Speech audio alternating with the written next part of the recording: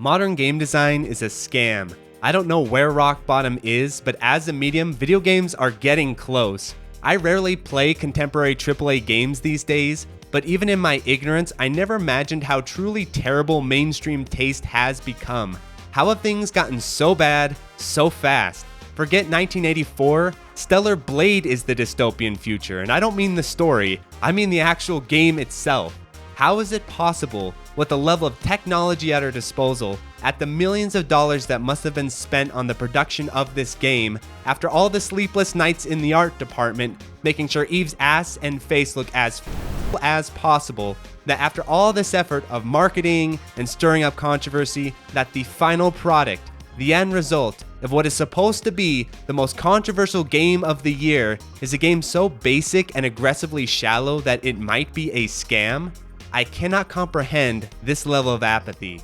The only explanation that makes sense is that the studio behind Stellar Blade, Shift Up, at their core, in the pits of their hungry stomachs, are shameless gacha game makers. They're from the streets when it comes to cooking up and selling intentionally mind-numbing video games. And it seems that in the fixation over Eve's character model and sexy outfits and the insane firestorm around if girls in games should be hot or not, the world has forgotten that if a company sells a game for $70, $75 with tax, and advertise it as a combat-focused action game, that maybe somewhere in this product they should deliver a decent amount of meaningful combat. But this is the question no one is asking. And so if you purchase Stellar Blade on the promise that it is a fun action game, you're going to be left with the feeling that Stellar Blade played you rather than the other way around. And if you think this review has anything to do with culture war, about if it is okay to have hyper-proportioned girls and fan service in games, let me clear that up right now and say it does not. At this point, if you want a sexy softcore game that has been censored in the West, go ahead and get the latest Dead or Alive Extreme. It doesn't matter which Dead or Alive Extreme, any of them I am more comfortable recommending than Stellar Blade, because as problematic or based as Dead or Alive Extreme may or may not be, at least these games are transparent and honest about what they are and what you are buying, whereas Stellar Blade is not. All over the advertising, Stellar Blade promotes itself as a story-driven action-adventure with fast-paced combat and RPG elements. And every single item in this sprawling description is a failure. The story is painfully stupid, with never-ending, unskippable cutscenes that are just in-game models standing around talking to each other. Shit that not only can be skipped, but should be. You know the storytelling is a problem when by the end of the game I hated every character on screen for the suffering they inflicted upon me by making me listen to them talk aimlessly against my will? I did not consent to these cutscenes, Stellar Blade. But you forced them on me anyway. And then action? Oh, just you wait, I have plenty to say about the supposed action of this game. Same with the quote-unquote fast-paced combat. Yeah, nothing means fast like standing around and waiting to parry basic mooks who suffer minimal hit stun and cannot be comboed or juggled. If this is their idea of fast-paced combat, what is slow-paced? Kingsfield?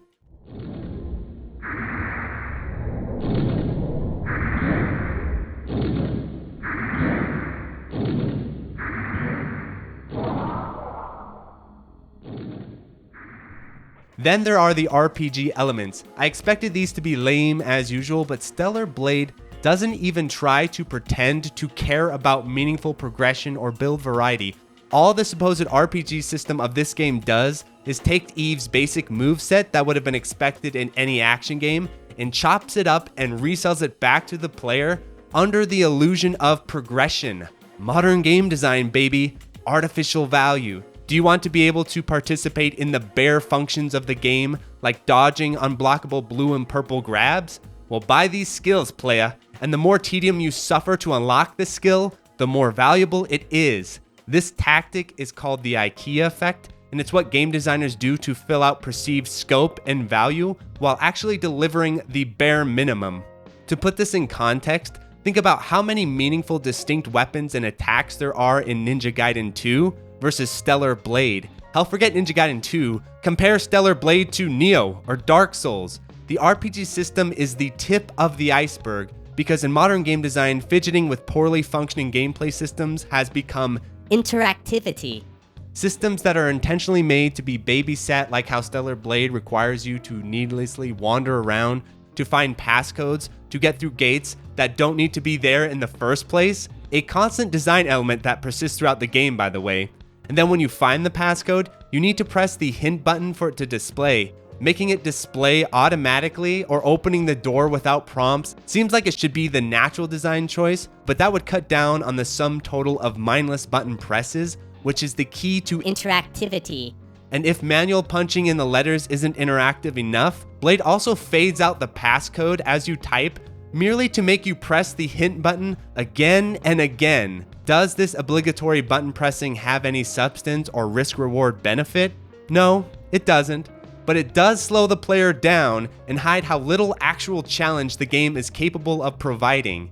This is the video game equivalent to the mouse monitoring software at your job.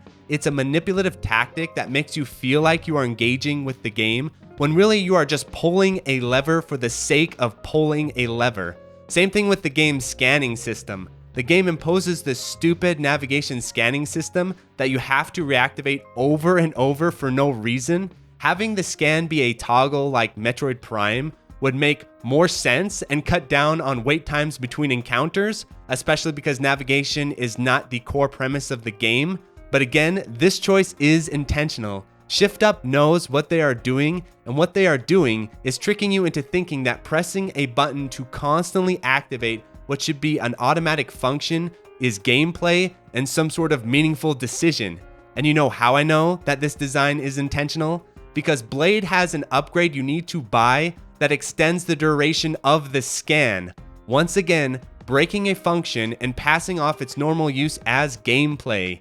The devs obviously know hitting the scan button over and over and waiting for the cooldown is obnoxious, but they also know that the gamer mind is broken, and instead of noticing this trick and being critical of it, we will instinctively grind for the damn upgrade and then thank the developer for its inclusion. And that's the entire design philosophy of Stellar Blade.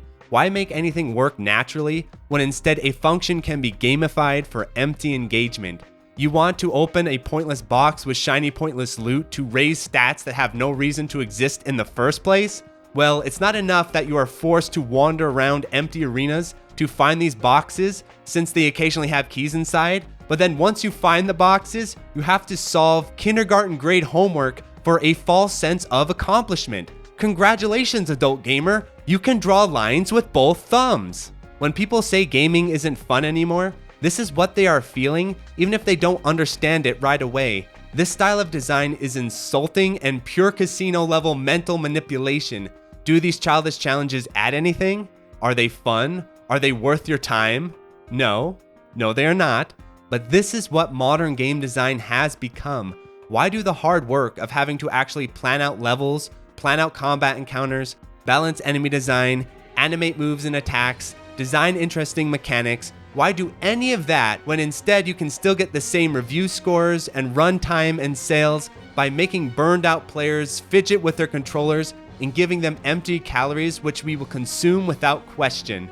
Did the player need to think to open that box? Is there even a meaningful failure state with consequences? No. There is no pressure, no stakes, no tension, no skill, nothing. All you need to get through a playthrough of Stellar Blade is an entire weekend of free time and no respect for that time. Because Stellar Blade doesn't respect it, that's for sure. And I do not want to see the defense of, well, at least it's not using microtransactions. Microtransactions are shitty, of course, but they are not the only form of shady monetization. If you only criticize a game's artificial inflation of its own value on the basis of if it has DLC or microtransactions, prepare for a world of hurt. Devs are not stupid. They know microtransactions are cringe, and they know that there are more clever ways to sell you garbage and get away with it. It's like when Taco Bell puts sawdust, beef filling, in their meat. Is that sawdust an extra cost that is itemized? Of course not.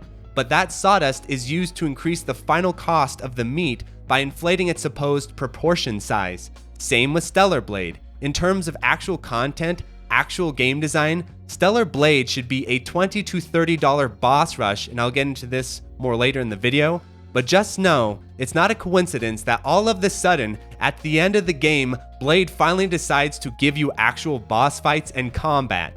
There is a psychological principle called peak end rule, which means that people tend to judge an experience based on its peak and based on its ending, rather than the sum total of its moment-to-moment experience. Sound familiar? When you see screenshots and hype vids for Stellar Blade, what is being shown? Is it boss fights? Or is it the bulk of the game's experience of wandering around empty halls, swimming sections, solving trivial, insultingly simple puzzles, and standing around waiting for things to happen? And paired with peak end rule, there is the familiar concept of sunken cost fallacy, where after you spent $75 on the game, you now feel obligated to complete it, especially if the game isn't actually difficult in any particular way, other than just being oppressively boring. So here's the formula, and once you see the formula, my fellow gamers, I hope you never forget it, because modern gaming studios are going to use this on you for as long as possible. The formula is that the dev begins the game with a condensed and solid vertical slice of what they want to promise the player, the content of the Blade demo, for example. Multiple boss fights and short overworld areas that are limited with enemy types, interesting visual presentation, and only a light scattering of platforming and backtracking.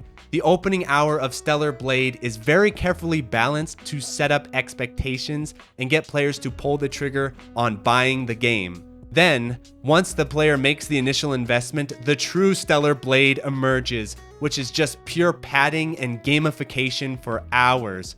Honestly, if I was not reviewing the game, I would have dropped it without hesitation about 5 hours in.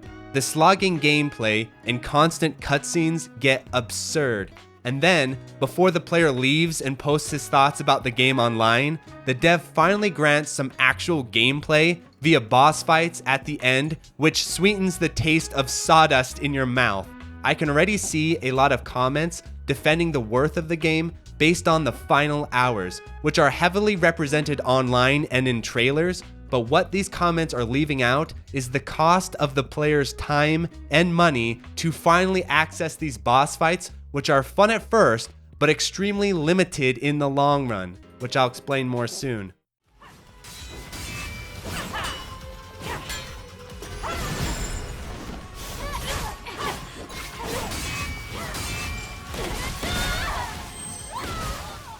Naturally, good game design does tend to follow a similar design philosophy of starting strong and ending strong. Arcades are famous for this, but the key difference with classic game design versus modern game design is that classic game design is trying to build and amplify on the core principles over time and then naturally swell into a satisfying crescendo. There are peaks and valleys in this process, but the game is sincerely trying to deliver its core premise. The real Resident Evil 4, not the remake, is a beautiful example of classic design. With modern design, however, devs have decided that it is cost effective to simply skip that middle portion of building on the core concept. Instead, it turns out that if the dev keeps distracting the player with empty novelty, this distraction is cheap, counts as content, and allows the developer to claim the game is much larger than it actually is. And this shortchanging is passed on to the player. Those gripping, hanging from ledges sections aren't free. If modern devs visually represented how they feel about their audience as a metaphor, they would depict us as hamsters on wheels chasing food pellets, or cocaine-addicted rats frantically sniffing through endless mazes for hits of magic water.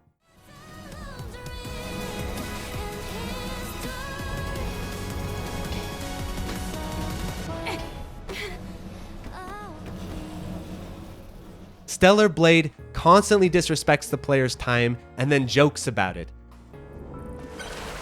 It was a waste of time. The tone of the game is so sterile and strange, though, that it's hard to tell if the game is being mocking or if the remarks about no more swimming or we're going in circles from the characters are meta or quiet cries of pain from the game's scriptwriters. In either case, Stellar Blade shows no remorse. It mercilessly pushes the player through hour after hour of empty levels, absurd fetch quest padding, and Banjo-Kazooie style platforming. Why make a game with sexual elements that's rated mature but then designed the gameplay for toddlers. Is this really what the emotional maturity of the gaming audience has become? Or is this game scientifically engineered for game journalists?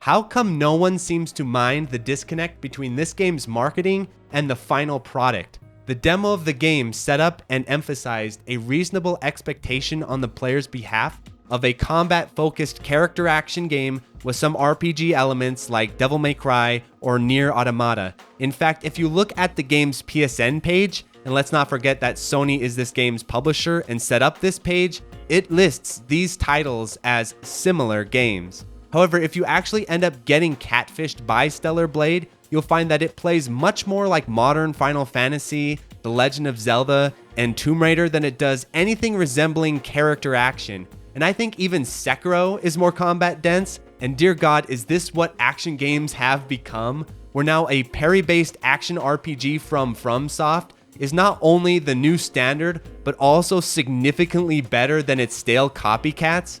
Ninja Gaiden seems like a distant memory. Ironically, the only meaningful critique you apparently can find about Stellar Blade is of course its story, which we all know is pure torture. Outside of that, if you are trying to figure out if this game actually plays well, especially in terms of its combat and level design, I'm afraid you have nowhere to turn and no friends to call. All the reviews use the typical empty language and buzzwords like flow state combat, but none of them actually analyze how this giant buffet of mechanics has no meaningful interaction or identity.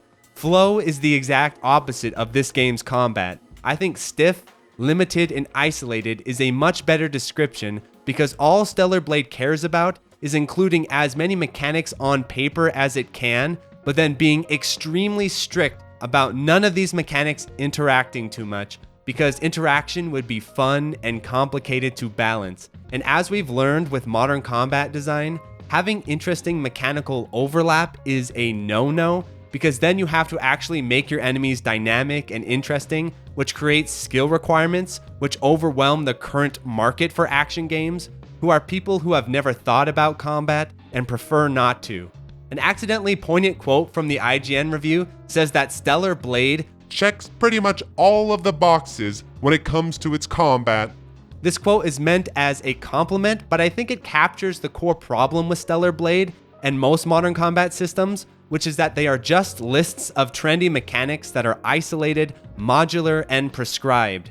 So let's talk about this supposedly deep combat system of Stellar Blade. Despite what the developer may claim, it bears little resemblance to Bayonetta or Devil May Cry, and that may sound strange because if you look at the moveset on paper, it seems like there is a lot of strong overlap. For example, Eve can jump, dodge, has light and heavy attacks, has meter-based specials, and has a gun.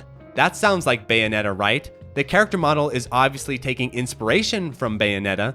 The problem is that when you actually get the controller in your hands and play the game, you'll find that despite its complex appearance, the combat system of Stellar Blade is heavily restricted and simplified.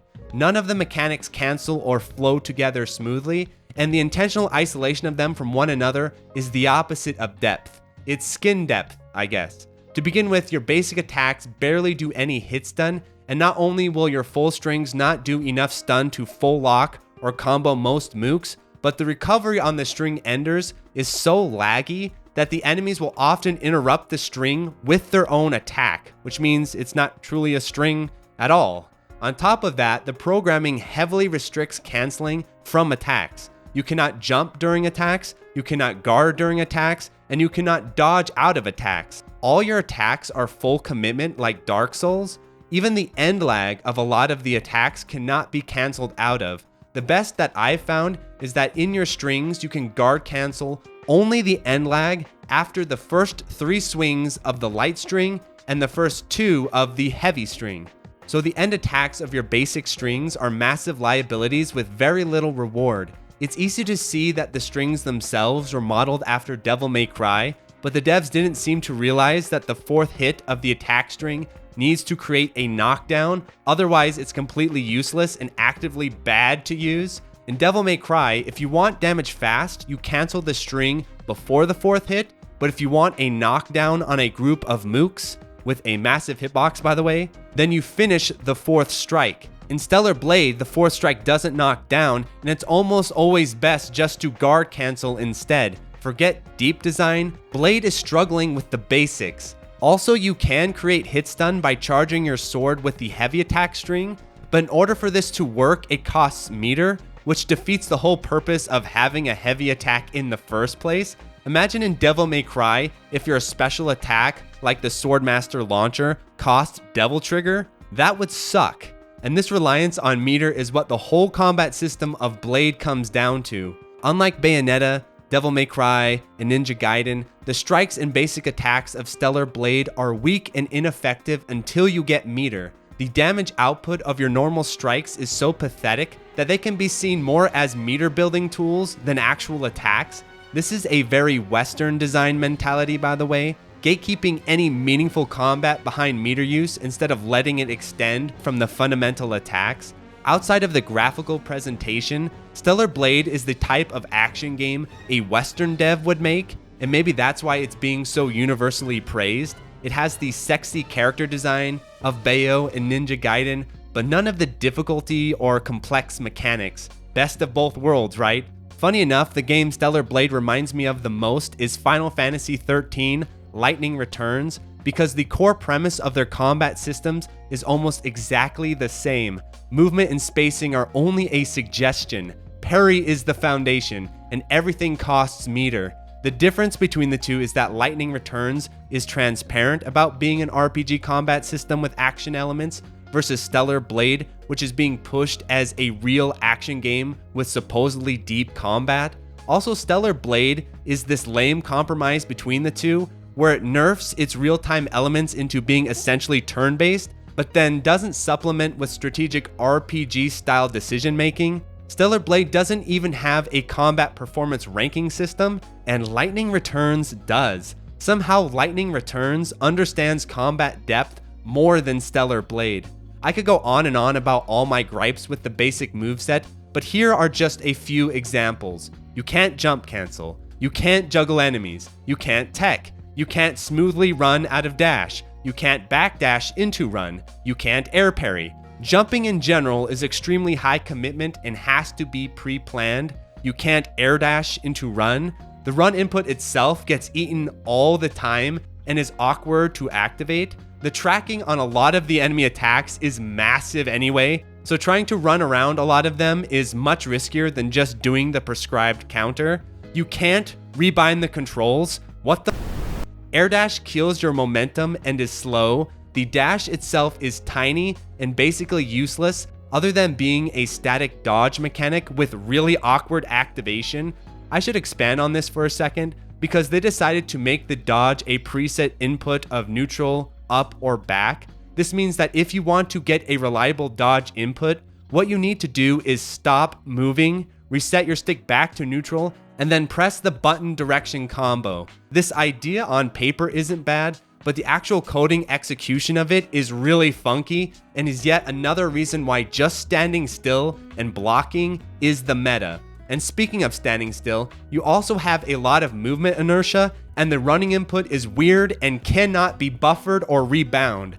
Basically, everything you do in Blade needs to be pre-planned and preemptive, which the game will telegraph to you with flashing lights. This is prescribed combat, which means that rather than letting the player set the tone and pace of the combat, it is the enemies who determine the pace. This is a Western style of design where the devs decide what the player does and then tells the player what to do via color coding. The player doesn't need to think, the player doesn't need to figure out how the combat system works, the player doesn't even need to analyze the enemy attacks and determine how to fight them. All the player needs to do is know the prescribed signals and responses. This is Punch-Out. Modern game design is dressed up super Punch-Out, where all the encounters are static and pre-planned. Now, do I hate Super Punch-Out? No, I think it's cool in its own way, but let's not pretend that it's deep. Punch-Out is shallow combat design, and that's why people can beat it blindfolded, but that's okay. Just because a combat system is shallow doesn't mean it can't be fun. if it makes up for that shallowness with interesting enemy design and high intensity. I made this point in my Dead or Alive 4 review, where what Dead or Alive lacks in depth, it compensates for with pace and constant engagement. In the case of Stellar Blade though, the devs made all the wrong decisions with the enemy design, where it neither is intense or complicated. That on top of them not even bothering to make combat encounters required for long stretches of the game in the first place, but even in the sections where there are mooks, Blade's enemy design is basic and pathetic. First of all, despite what you will read in reviews that claim that Stellar Blade is stuffed full of different enemy types, don't be fooled by the on-paper statistics, because all of the enemies are pretty much the same. None of the mooks are particularly fun or engaging. Almost all of them function in the exact same way of being walking sandbags that you smack and wait for a scripted response from. The majority of the differences between them is just what form of the ABC formula will they spit out. Since there is no juggling or combo system, the only meaningful difference between the enemy types is whether they have ranged or melee attacks. That is the only instance where enemy overlap changes the dynamics of the combat. Of course, even this dynamic is completely undermined by Eve having a powerful gun that she can use to snipe enemies from a safe distance. One potential complication to the enemy design could have been that when Eve is attacked by more than one enemy at a time, the prescribed combat mechanics don't work very well. Super Punch-Out was designed for boss fights, not multiple attackers, and how a combat system deals with multiple powerful enemies, in my opinion, is a real test of how well developed it is. Systems like Bayonetta, Devil May Cry, and Ninja Gaiden shine in this context to the point where skilled players are motivated to attack multiple enemies at once, not only for performance metric boosts like style, but also because it is fun to do so. In the case of Stellar Blade, fighting multiple enemies feels like shit because your moveset has no ability to be reactive. Everything is a massive commitment, which does not perform well when enemy attacks overlap. In a real action game, this would be a problem, but because Stellar Blade is an action RPG, it doesn't matter because enemy encounters are almost always completely optional. The mooks are passive and faint of heart. They move slowly and stick to their confined walking paths. In almost every area of the game, you can simply walk past the enemies and progress through the stage. In fact, just avoiding enemies becomes a natural response for the player because 1, you realize how boring and tedious the fights are, and 2, you realize that the enemies are easily avoided and manipulated. And even in the few sections where you are required to fight mooks, it's far more reliable to snipe them at a distance with guns or to siphon them away from each other and eliminate them one by one than it is to take them on in a group. The game even has stealth kills to aid in this style of play. At no point in Stellar Blade are you ever fully tested by the basic enemies who clearly aren't the point of the combat system anyway. The point of Stellar Blade's combat, if you haven't picked up on it already, are the boss fights, and they are the only aspect of the game that feels worthwhile. So I'll start with the positives. At the end of the game, if you are completely underleveled and low on resources, as I am in the footage, the game finally becomes fun. I want to give the devs some credit for the design of the bosses at the end because they are fun at first, but it's hard to because I think even these fights aren't fully developed either.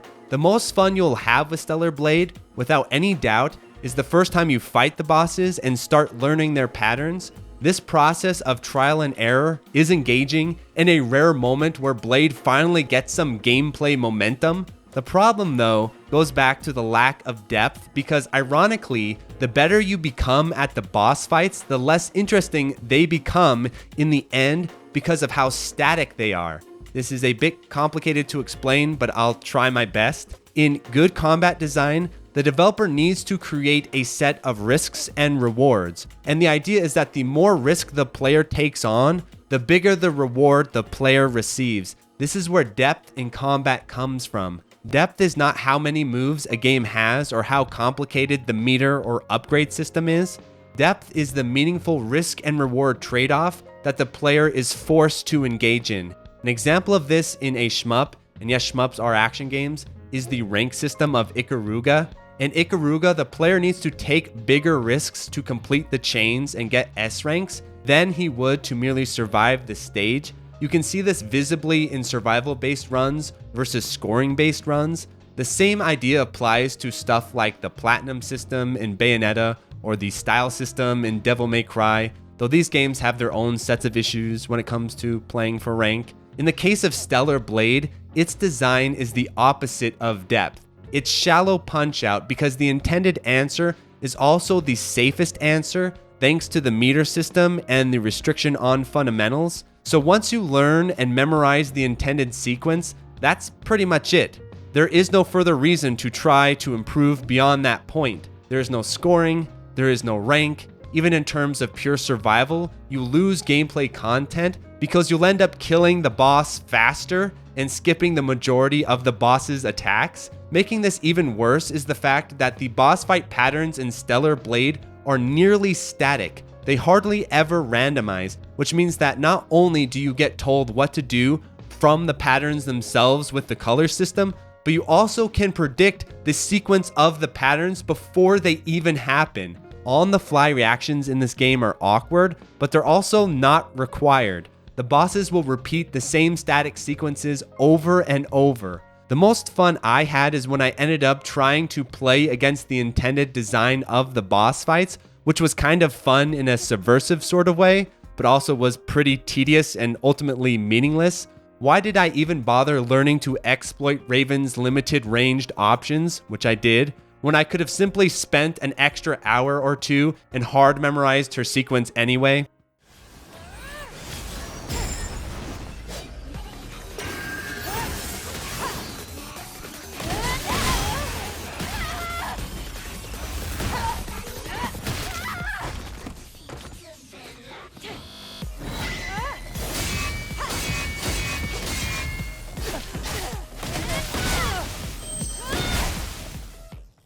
What this all shakes out to is that Stellar Blade is not interesting or engaging in the long run.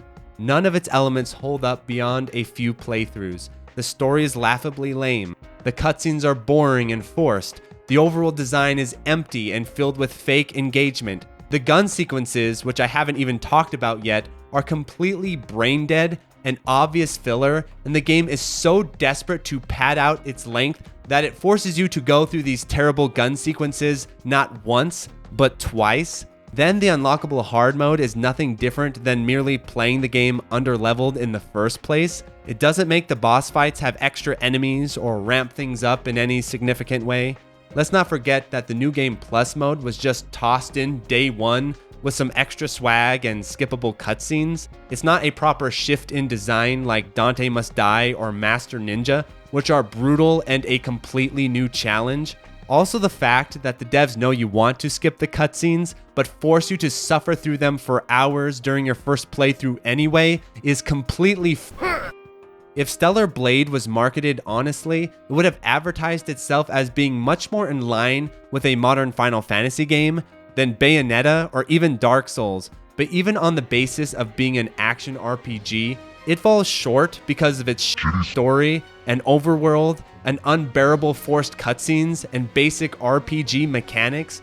What Blade excels at is where it began in the first place, as a gacha game. Eve being a sexy babe will be this game's legacy and the focus of its existence, and I think the developer is perfectly happy with that outcome.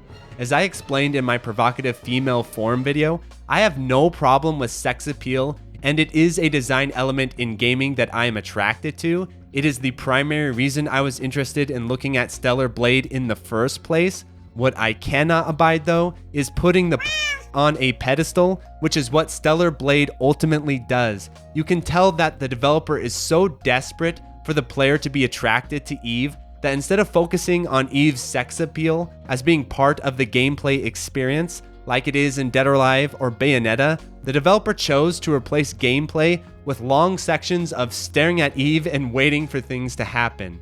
What does the dev think the player is up to during these long sections of just staring at Eve, by the way? I wonder. I'll admit it's cheeky and fun for an hour or two, but then the game stretches on and you realize that Eve's character model is basically the only worthwhile thing on offer, and you'll feel like one of those guys who just dropped serious cash on a streamer girl that he's infatuated with. Your money has value, fellas. Eve's ass isn't worth 75 bucks, and nothing else in the game holds up over time. Don't get baited into thinking Stellar Blade is a real game like I did. Instead, hold off until it goes on sale for 20 bucks and you're horny and have nothing else to do. And I've heard people declaring that Stellar Blade is the game of the year, which is either an act of premature hype, which will change next month, or a sign of how truly cursed modern game design has become. I'm honestly not sure at this point.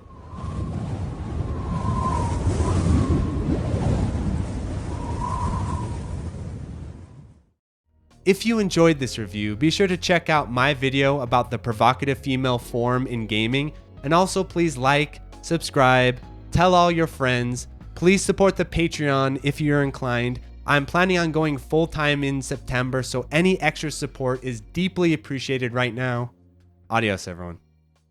So thank you to the $5 patrons, 100, Absconditis, Accepting Panda, Admiral Coconut, Anhold, AJA, Alexander Pfeiffer, Anthony A, Arcade Hell, Arrow Viper, Owleye, Autonamed, Beelit, Beam Pit, Bo, Beetle Dames, Boghog, Board Basmati, Borgie22, Chase Palumbo, Chris Yuzefovich, Christopher R, Chronic Burnout 3, Clara Cliff, Clay Binkley, Climby Coyote, Coast, Colorboy, Cooksan666, Cook Some Soup, Des Audio, Dances with Incels, Darren Griffin, Dave Hansen, David Crespo, Delta Tango 6, Dick Jones, Dingo, DJ420, Praise It, Drano, Dr. Bosky, Elias Alonso, Eric Houdini, Fabra, FCK, F Deluxe, Friskin, Florida Sucks, Frames Per Human, Francisco, Full Set, Game Boy Guru, Geese Machine, GPM, Gustavo Sanchez, Hausu, Hero Death, Hikihime, HUD, Jake Ryan, Jacob Valenzuela, JLab, JBRPG, Jink Hans, John Kelly, John Longwalker, Josh Mayer, K, K2, Contain, Craze the Boys, Mieshma, Malaise, Mario Simic, Mars Bar, Matt O'Leary, Maz, Megadeth 859, Minung, Meister, Mewjam, Milo Shamel, Misha, Munro, Nathaniel Davis, Neon Dagger Games, Neela Agitis, Okla Kugels, Ospe, Pedro Perez, Poorly Written Protagonist, Psycho Blizzard, Queen Charlene, Ralph Tuhilo, Raul, Rapido, Real Skeen, Rent Halt's Time, Retro Schmupper, Rory Starks, Rolf015, Ryan Bartlett, Scanline City, Segfault, Shazzy, Shmup Junkie, Sirapong, Sky2K, Spiders STG, Steady AI, Steve Fiction, Street Magic, Superfunk, Tamzarian, Taze Ryu, The Boot Rex, The Dirty Screech, The N1, The Old Bensta, Toho Rosardi, Travis Arbon, Sugumo, 2IU, Twilight EX, Unikoi Roots, Ursua, Ushi Mushi, Vic Viper, Beautiful, Wabby Legs, What Is This, Zachary Patton, and Zeal.